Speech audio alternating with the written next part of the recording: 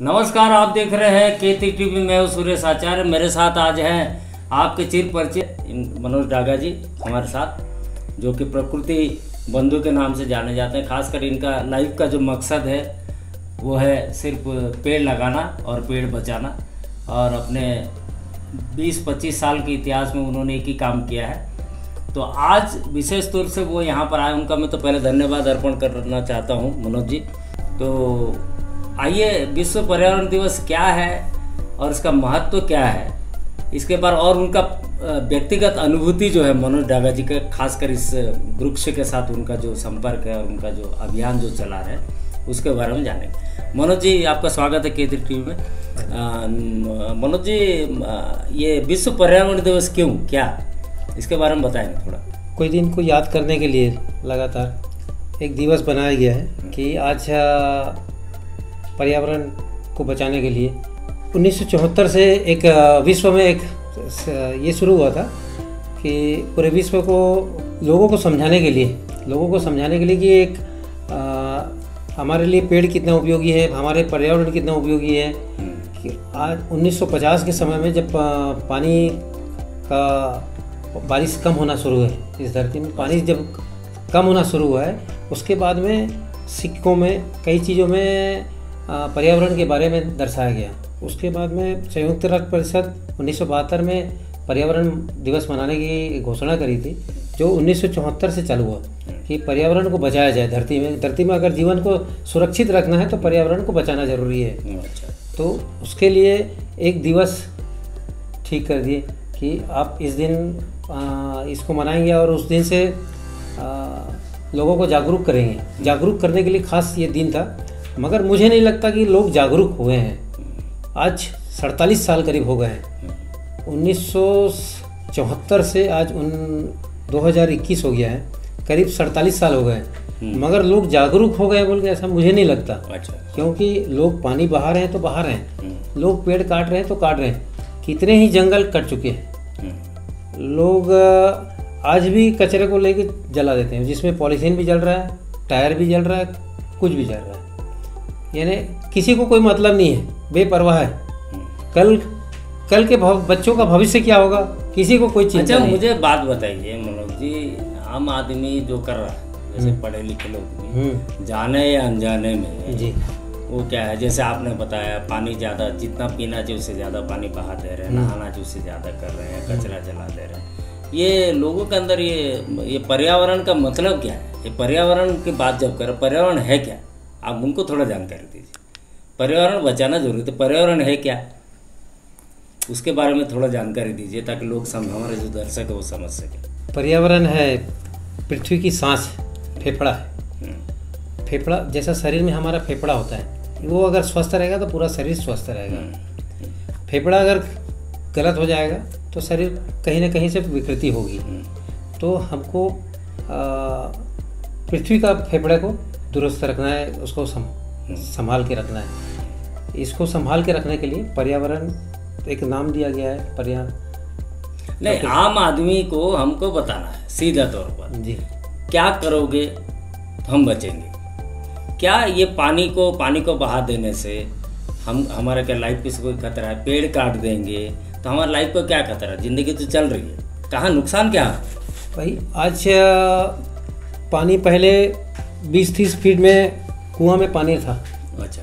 आज बोर में पानी कहाँ तक चला गया? रसातल तक चल गया। 300 फुट, कहीं 400 फुट, कहीं 1000 फुट। मैं ऐसा जगह देखा हूँ जहाँ पे 15 दिन में एक दिन पानी आता है और उसको यूज़ करते हैं। 15 दिन में एक दिन पानी आता है। और एक जगह ऐसा भी देखा हूँ, समय देखा हूँ मैं, जहाँ पे मैं 15 दिन रुकने के बाद में एक दिन नहाया नहीं हूँ। अच्छा। आज भी मैं साल में 150 दिन नहीं नहाता हूँ। मैं अपनी बात बता रहा हूँ। पानी को बचाने के लिए कुछ तो व्यवस्था कैसे, मतलब अभी हमारा अनुभूति कह रहे हैं कि 20-30 साल पहले हमने देखा कि हमने कुआं कुड़वाया, 35 फीट में पानी आ गया, अभी तक पानी है। हाँ। कुछ जगह में पानी 200-300 मीटर नीचे जा रहा है। तो इसके साथ उसका पेड़ के साथ क्या संपर्क? पेड़ जहाँ पे रहेगा, जंगल जहाँ पे रहेगा, वहाँ पे वाटर लेवल जो है ऊपर रहेगा। पेड़ जो है अपने लिए पानी की व्यवस्था करके रखता है, तो आसपास जो रहेगा वाटर लेवल सही रहेगा। वाटर लेवल को बचाने के लिए वृक्षों का होना बहुत ज़रूरी है। और जो जैसे नदी है, नदी के दोनों तरफ जो जंगल रहते हैं, वो नदियों के नदी जब बहते रहती है तो दोनों तरफ जंगल को पानी मिलता है, मगर आज नदी भी मर चुकी है क्योंकि नदी को बांध दिया गया है। पानी नहीं है, पानी अगर बह जाएगा समुद्र में चला जाएगा। इधर इसको बांधते हैं तो नदी मर जाती है, और उसको नहीं बांधते हैं तो इधर किसान मर जाता है। तो उसके लिए कुछ व्यवस्था करना चाहिए लोगों को, वैज्ञानिक लोगों को कुछ बीच का रास्ता निकालना चाहिए कि पानी भी बचे, अच्छा, और नदी भी बचे और जंगल भी बचे। अभी बताइए कि क्या अभी जो कुछ हमने सुना है कि लोग बोल रहे हैं कि ऑक्सीजन प्लांट लगा, ऑक्सीजन नहीं है, तो क्या पेड़ अगर रहेगा तब ऑक्सीजन रहेगा? जी, अगर पेड़ नहीं रहेंगे तो ऑक्सीजन नहीं रहेगा। अच्छा, जो हमारा दर्शक अभी देख रहे हैं उनको क्या एक सिंपल वे बताइए जिससे कि अपने स्तर पे पर्यावरण को बचा के रख सकता है, पर्यावरण को बढ़ा सकता है। सिंपल क्या करे कि जिससे कि पर्यावरण बचेगा? सिंपल एक व्यक्ति क्या करना चाहिए? अभी वैसे ग्लोबल एवरेज जो है, एक व्यक्ति के पीछे 425 पेड़ करीब होना चाहिए। क्यों? मतलब ऑक्सीजन? हाँ, ग्लोबल एवरेज जो है, अच्छा, एक आदमी के पीछे 425 पेड़ होना चाहिए। और हमारे देश भारत में एक आदमी के पीछे मात्र 28 पेड़ है। मात्र 28 पेड़ है। और आप देखिए 400 पेड़ का बीच में ये है। अगर हम each one teach one plant one बोलेंगे तो एक ही पेड़ लगेगा। कम से कम आप जितना ज़्यादा हो सके उतना पेड़ लगाइए, जितना कोशिश कर सकते हैं उतना लगाइए। और कोशिश ये करें कि जंगल में जाके लगाएं, क्योंकि जंगल में अगर लगाएंगे तो वो रेन फॉरेस्ट बनेगा, पानी बारिश के लिए बचेगा। हाँ, पानी जी। तो कोशिश अगर नहीं हो सकता है तो आपका जो खाली पड़ा जमीन है, छोटी छोटी जो जमीन का टुकड़ा है, उसमें एक छोटा छोटा सा रेन फॉरेस्ट बनाइए, जंगल टाइप का बनाइए। नहीं बना सकते हैं तो उसमें कहीं पे आम लगाइए, नींबू लगाइए, मुनगा लगाइए, तो इसमें फ़ायदा भी होगा और अपना परिवेश भी बचेगा। मेरे अंचल का अनुभव है कि लोग जागरूक हैं, कुछ पेड़ों के प्रति जागरूक हैं, बाकी और चीज़ के प्रति जागरूक तो थोड़ी सी कम। आपको पता है कि दलाई रमैया बोल के तेलंगाना के, वो 1 करोड़ से ज़्यादा पेड़ लगा चुके हैं अपने करीब उनका 50 जब शादी के बाद से बचपन से कर रहे हैं, 1 करोड़ से ज़्यादा पेड़ लगा चुके हैं। इनके बारे में आपको कोई जानकारी? नहीं, जानकारी नहीं थी, आपने अभी जानकारी। तो आपका क्या लक्ष्य है? दर्शकों के लिए थोड़ा सा संक्षिप्त में हम अभी आपको दलाई रमैया जो है उनके बारे में थोड़ा सा 2 मिनट के एक वीडियो क्लिप दिखाएंगे, ठीक है? कहीं जाएगा ना, उसके बाद ये कहानी है ट्री मैन। डागा जी से हाँ, दुनिया इन्हें ट्री मैन के नाम से जानती है और 83 वर्ष की उम्र में अभी तक इन्होंने 1 करोड़ से ज़्यादा पेड़ लगा दिए हैं। पेड़ लगाने के लिए इतने ये दीवाने थे कि इन्होंने अपनी 3 एकड़ की ज़मीन भी बेच दी, सिर्फ इसलिए कि ताकि वो नए बीज और नए पौधे खरीद सकें। सबसे पहली शुरुआत उन्होंने तेलंगाना के खम्मम जिले के रेड्डीपल्ली गांव से की। ये उनका गांव है। इनकी सुबह जो शुरू होती है वो इसी काम से शुरू होती है। जैसे ये सुबह सुबह उठते हैं, उसके बाद अपने साइकिल पर कुछ पेड़ रखते हैं, हाथों में कुछ बीज लेते हैं और फिर उसके बाद ये घूमने निकल जाते हैं। जहाँ भी इन्हें खाली जगह मिलता है वहाँ पहुँचकर पेड़ लगाना शुरू कर देते हैं। एक वक्त ऐसा था जब लोग इन्हें पागल कहते थे, लेकिन आज दुनिया इनकी वाहवाही कर रही है।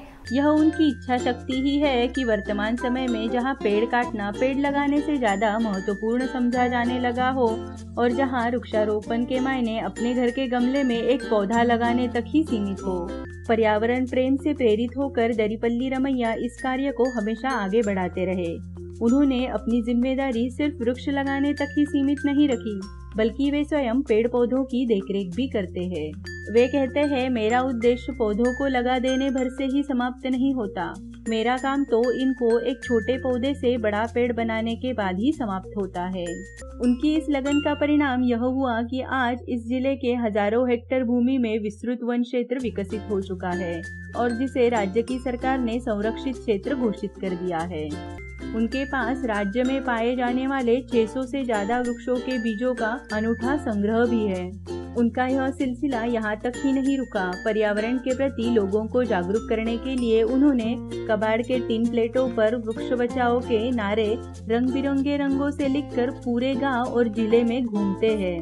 वे बड़े ही गर्व से राजमुकुट की भांति टीन की एक टोपी भी पहनते हैं, जिससे वे लोगों को हरियाली बचाने की अपील करते हैं। एक बार किसी व्यक्ति ने उनके काम से खुश होकर उनके बेटे की शादी में 5,000 रुपए दिए, परंतु यह रमैया का काम के प्रति समर्पण ही कहा जाएगा कि उन्होंने उस पैसों को भी वृक्षारोपण के कार्य को आगे बढ़ाने के लिए लगा दिया। दोस्तों, उनके इस महान कार्य की बदौलत भारत सरकार द्वारा उन्हें पद्मश्री अवार्ड से भी नवाजा गया है। अंत में मैं सिर्फ इतना ही कहना चाहूंगी कि हम सभी ऐसे कार्यों को जिनका संबंध धन कमाने से होता है बड़े ही लगन से करते हैं, लेकिन रमैया उन महान व्यक्तियों में है जिन्होंने अपना संपूर्ण जीवन ऐसे कार्यों को करते हुए बिताया है जिससे दूसरों और आने वाली पीढ़ियों की जिंदगी सुरक्षित हो सके।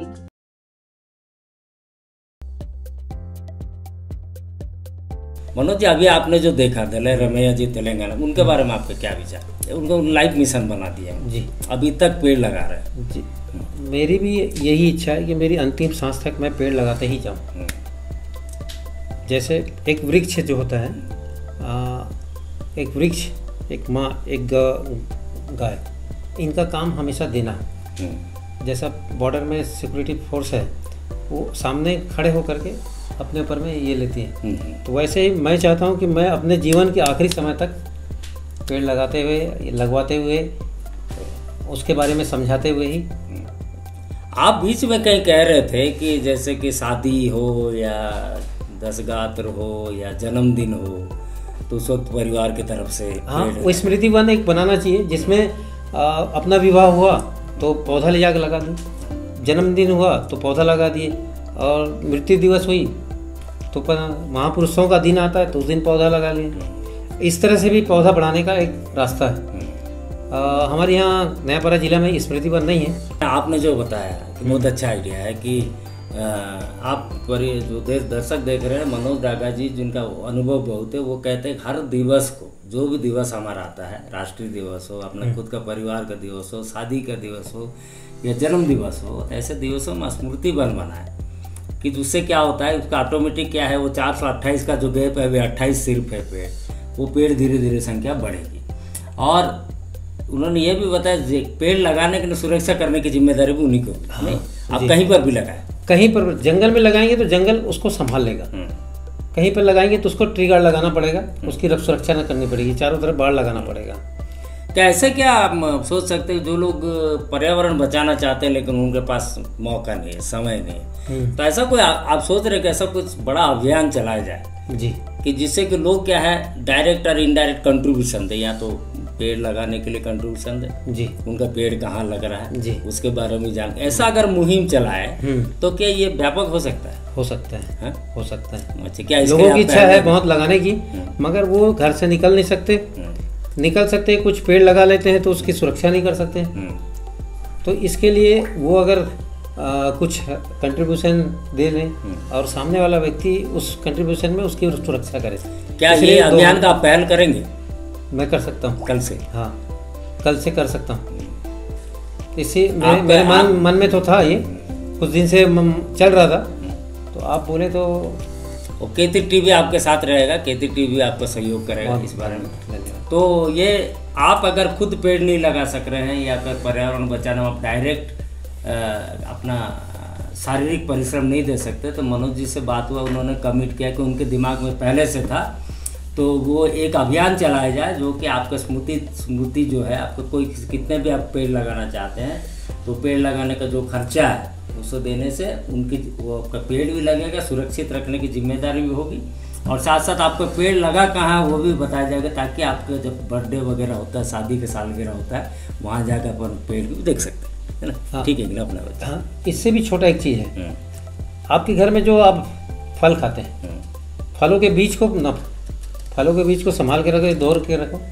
जिस दिन आप घूमने के लिए जाते हो, कहीं पे पहाड़ की तरफ जाते हो, जंगल में जाते हो, तो आप जहाँ घूमने जा रहे हो उन बीजों को साथ में लेके जाओ और वहाँ पे बिखेर के आ जाओ। ये भी एक पर्यावरण, हाँ, जहाँ जाओ वहाँ फेंक के, हाँ, तो ये जीवों के लिए खाने के लिए बन जाएगा। आप जो बेर फेंकेंगे, गंगा इमली फेंकेंगे, आम फेंकेंगे, जाम फेंकेंगे, उनके बीज से जो पेड़ होगा वो जीव जंतुओं के काम आएगा। आज हाथी लोगों को तकलीफ कितनी है, उनको जंगल में कुछ खाने के लिए नहीं मिल रहा है, या तो हाथी को मार डाला जा रहा है या तो किसान मार जा रहा है, दोनों तकलीफ है। तो आजकल जो ग्रोइंग एज बच्चे हैं 14 साल से ऊपर जो पढ़ाई वढ़ाई कर रहे हैं, तो लेकिन उनके लिए क्या मैसेज है? वो जो काम कर रहे हैं उन काम में पर्यावरण को बचाने में वो क्या मदद कर सकते हैं? वो गाड़ियों में पानी वेस्ट न करें, बेवजह मोबाइल का उपयोग न करें, इलेक्ट्रिसिटी जहाँ बैठे हुए अगर ज़रूरत कम है तो कम इलेक्ट्रिसिटी का उपयोग करें, ज़रूरत अगर ज़्यादा है तो ज़्यादा उपयोग करें, जाने के समय उसको बंद करके स्विच ऑफ करके जाएं। ये विद्युत शक्ति पर बचेगी। हर चीज़ में पर्यावरण है, आप सोचते रहोगे तो हर चीज़ में पर्यावरण बचेगा। और ध्यान देने से लगभग गाड़ी की ज़रूरत नहीं है, पेट्रोल का उपयोग नहीं करना है। तो बाज़ार सब्जी लेने जाना है तो अपन पैदल जाके सब्जी ला सकते हैं, थैला लेके जाके सब्जी ला सकते हैं, पॉलीथीन का उपयोग नहीं करना है। हाँ, तो आप मनोज जी का कहना है कि जब भी आप कोई भी काम कर रहे, देखिए ये जो काम मैं कर रहा हूँ इससे पर्यावरण को कहीं नुकसान तो नहीं हो रहा है। जैसा आपको समझाने की कोशिश करूँगा मैं, ये जितने बात बोले बिजली मोबाइल कम यूज करना चाहिए, कि ज़रूरत नहीं पड़ने पर गाड़ी नहीं चलाना चाहिए, इसका मतलब हर चीज़ पर्यावरण से जुड़ा है या जल और वायु से, ठीक है ना। तो अगर आप बिजली ज़्यादा उपयोग करेंगे, आपको पता है बिजली किससे उत्पादन होता है। बिजली उत्पादन करने के लिए नेचुरल प्रोडक्ट की जरूरत, प्राकृतिक संसाधन की जरूरत पड़ता है, पानी हो गया, कोयला हो गया, ये सब चीज़ें। तो अगर आप सीधा पर्यावरण का, आप सीधा पेड़ नहीं लगा के भी पर्यावरण का बचा सकते हैं, वही बात कर रहे हैं। तो इसके लिए आप आशा करते ध्यान देंगे। मनोज जी, आपका क्या मैसेज है? जो आप तो बहुत लोगों के साथ काम किया, हमने भी देखा है, आप कहीं जंगलों में जाते हैं लोगों के साथ, अपने काम के पिछले एपिसोड में हमने बताया आपको, तो आप कैसा सेटिस्फाइड हो? लोग क्या है आपका, कैसा प्रतीत हो रहा है, क्या महसूस कर रहे हैं? यहाँ पे मुझे लगता है कि थोड़ा सा जागरूकता आई है, कुछ जागरूकता आई है वृक्षों के प्रति। लोग महसूस कर रहे हैं उनके तकलीफ को। जैसे कविता थी, महसूस करो मेरे भी आंसू, मैं धरती का गाना। तो वाकई में थोड़ा सा वृक्षों के प्रति संवेदनशील हो रहे हैं। व्यक्ति चाह रहे हैं कि जंगल बचे। तो अभी बताइए, आप बहुत बार भी देखा फॉरेस्ट विभाग के साथ भी आप थोड़ा जुड़े हुए हैं जी, और देखे कि आप चारा खुद लेके जाते हैं, जो पैसे से भी खरीद के लेके लोगों को बांटते हैं। ये सरकारी जो विभाग है, प्रशासन जो काम कर रही है जी, तो क्या लगता है आपको, कैसा कर रही है वो काम? ठीक कर रही है कि क्या और कुछ विशेष ध्यान ठीक है? मगर जैसा हमारे जैसे लोग जैसा करते हैं, अगर ये हमारे जैसे लोग के समान करेंगे तो जो आज तकलीफ है वो नहीं रहेगी। जैसा जल बचाने वाले को देखो तो जल नहीं बचा है, जंगल बचाने वाले देखो तो जंगल नहीं है, ठूंठ है। तो कर्मचारी तो काम कर रहे हैं मगर जंगल ही नहीं है। अब जंगल बाहर से दिखता है जंगल, मगर अंदर जाओ तो जंगल नहीं दिखता। अच्छा। क्योंकि बारिश यहाँ पे कम हो रही है। अब यहाँ का बारिश राजस्थान चला गया, वहाँ बाढ़ आ रहा है। यहाँ बाढ़ तूफान कितना बढ़ गया, 40 से ऊपर इस साल आने की। विभाग वालों के लिए क्या आपका क्या मैसेज है? मैं उनसे प्रार्थना करूंगा, आपको जो काम दिया गया है उसको पूरे दिल से कीजिए। और कुछ अगर आपको रुकावट लगती है, ऐसा हमको कुछ काम कम करना है, तो उसका भले कुछ कम कीजिए, मगर 100% सारे बुरे काम कर लीजिए, सारे बुरे काम कर लीजिए, मगर पेड़ों को बचाइए। पेड़ बचेंगे तो हम बचेंगे। बच्चों को बचाइए, माँ बहन बेटियों को बचाइए, और पेड़ों को तो खास कर। तो इसका मतलब एक संकेत ये जा रहा है कि पर्यावरण का ऊपर इसी तरह से नजरअंदाज किया जाएगा तो बहुत आने वाले खतरा होगा। मैं आपको बता दूं, एक लेख मैंने कहीं पढ़ा था, अगर तुम्हारा वंश को बचाना है, आने वाले वंश, मतलब आप अभी शादीशुदा नहीं है, आप शादी कर रहे हैं, अगर शादी कर ली तो आप बच्चे हैं, आपके बच्चों को शादी होने वाला है, फिर उसको समझ लीजिए आप नाना बनने वाले हैं, नानी बनने वाले हैं, तो आप अपने पोते, जो आने वाले पोते, उसके लिए क्या भविष्य देना चाहते हैं? आप कितने कोई भी उम्र के हो, तो अगर आपका वंशज को आगे बढ़ाना तो आपको पर्यावरण को बिल्कुल ध्यान देना पड़ेगा, नहीं तो नोटों से कुछ काम नहीं होता। नोट आपको ज़िंदगी नहीं बचाएगा। तो ये चीज़ मैसेज है, मैंने जो पढ़ा था, एक मैं तो आपको ज़बरदस्ती नहीं कर रहा हूँ, लेकिन मनोज जी की उपस्थिति में आपको बताना चाहता हूँ, आपका वंश बचाना है तो आपको पेड़ों को बचाना बहुत जरूरी है। तो आइए, समय अभी भी क्यों मनोज जी, समय है अभी नहीं, अभी कुछ समय है, कुछ समय बचा है, कुछ समय बचा है, मतलब इमरजेंसी आ गया, ठीक है ना। इमरजेंसी ऐसा आ गया कि लॉकडाउन पीरियड में आप जैसे मास्क लगाना जरूरी है, सैनिटाइज करना जरूरी है, डिस्टेंस बनाना जरूरी है, सबसे ज़्यादा जरूरी है पेड़ लगाना। जीवन बचाने के लिए पेड़ लगाना जरूरी। न बंगला, न मोटर, न कार, कुछ काम नहीं आएगा, पेड़ ही काम आएंगे। पेड़ काम आएगा, पर्यावरण ही काम आएगा, प्रकृति ही काम आएगी। प्रकृति को जो संभाल के रखता है, छोटे छोटे जीव जंतु, वही काम आएंगे। तो अंत में चलते चलते हम अभी सभी को धन्यवाद देते हैं दर्शक, जो कि हमारे इस खास कार्यक्रम पर्यावरण दिवस के ऊपर चर्चा को देखा। और मनोज जी का धन्यवाद देना चाहता हूँ। व्यस्त तो उनके घर में एक शादी का कार्यक्रम चल रहा था, आपको भतीजी का शादी भतीजी के साथ, उसके बीच में वो आए, क्योंकि वो आए इसलिए आए कि कोई वो प्रकृति से प्रेम करते हैं, उनको प्रकृति के बंधु भी बोला जाता है। भाई उनकी बातें जो हैं, उनकी बातें आपको दिल को लगी होगी, दिल को ना लगी हो तो सच बताया जा रहा है आपको, ऐसा कुछ झूठ नहीं बोला जा रहा है। अगर आप इंटरनेट यूज करते हैं, हम इंटरनेट में भी खोज सकते हैं पर्यावरण आज का, देश का, हमारे विश्व का कैसा बहुत खतरनाक परिस्थिति में हम लोग आपको बता दे रहे हैं। आज अगर सजग नहीं होंगे तो आगे चलकर बड़ी मुश्किलातों का सामना करना पड़ेगा। खरियार रोड अंचलवासी को आपको पता है कि जनवरी के महीने में आपको नल का पानी नहीं मिला, क्योंकि नदी सूख गया, जिसके बारे में मनोज जी ने बताया। इससे बड़ा इशारा क्या हो सकता है, खतरनाक इशारा। आपका टैंकर बन जाएंगे, वाटर सप्लाई हो जाएगा, अगर पानी ही नहीं होगा तो पाइप का क्या करेंगे आप? लाखों करोड़ रुपए सरकार खर्चा कर रही है। तो पर्यावरण को बचाना है तो पेड़ को बचाना है, पेड़ को जो बचे हुए हैं उसको और पेड़ को आगे बढ़ाना है। इस चीज़ पर आप ध्यान दीजिए, इसको बल्कि हल्के रूप से बिल्कुल ना लीजिए, वरना आने वाला जो आपका जो वंश है, नस्ल है, आपको बहुत गाली देगा। धन्यवाद मनोज जी। और कुछ कहना चाहते हैं जाते जाते? प्रत्येक व्यक्ति अपने घर में, ऑफिस में, जहाँ भी जगह मिलता है, रेन वाटर हार्वेस्टिंग सिस्टम जरूर लगाए। अच्छा। जल को बचाने के लिए, जल का स्तर बढ़ाने के लिए फिर से रेन वाटर हार्वेस्टिंग सिस्टम। कैसे मतलब? बारिश का जो पानी है छत में आएगा, उसको पाइप के द्वारा ज़मीन के नीचे उतारना है। ये तो बोर के साथ में भी जुड़ सकता है, और 8 और 10 फीट का गड्ढा करके नीचे में आप बोल्डर डाल दीजिए, मलबा डाल दीजिए, उसके ऊपर में गिट्टी, थोड़ा कोयला और सैंड यानी बालू डाल करके उसको जाली लगा के उस पानी को वहाँ पे छोड़ दीजिए। ये वाटर लेवल आपका। ठीक है, हम 1-2 दिन के अंदर या 1 हफ्ते के अंदर हम जरूर आपको रेन वाटर हार्वेस्टिंग जो है उसके बारे में बताएंगे। रूफ वाटर हार्वेस्टिंग कहते हैं इसको, छत से जो पानी नीचे गिरता है उसको कैसे संभाल करके, ताकि हमारा जो पानी हम लोग जो लिफ्ट करते हैं, हम लोग कुएँ से या बोरवेल से, वहाँ पर हमारा पानी सुरक्षित रहेगा। उसके बारे में टेक्निकल नॉलेज क्या है उसके बारे में हम आपको जानकारी देंगे। बहुत बहुत धन्यवाद मनोज जी। आशा है हमारे जो आपके साथ जो पल बिताए हैं, दर्शक जो देख रहे हैं, और उनको अगर कुछ लगा तो पता चल जाएगा, एपिसोड चलेगा जब दर्शक देखेंगे तो कैसा रिस्पॉन्ड आता है। तो आप अगर सीधा जुड़ना चाहते हैं ये वृक्ष मुहिम से, तो मनोज डागा जी का नंबर भी हम लोग यहाँ पर दे रहे हैं, और साथ ही साथ हमारा केतिक टीवी का भी दे रहे हैं। अगर आप इस मुहिम से जुड़ना चाहते हैं तो अपना व्हाट्सएप से माध्यम से आप हमको जानकारी दीजिए। बहुत बहुत धन्यवाद, नमस्कार, जय हिंद, सबा खैर, स्वस्थ रहिए, मस्त रहिए, व्यस्त रहिए।